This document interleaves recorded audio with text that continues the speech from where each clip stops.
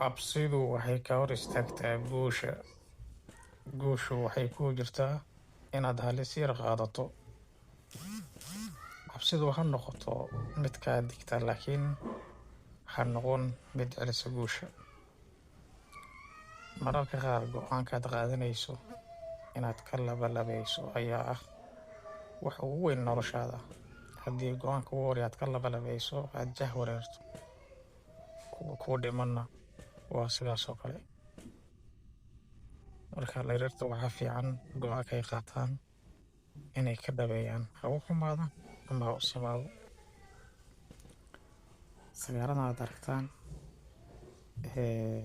kaliya biyaas inay ka boodo ayaa waxay ku noqotay caqabad weyn.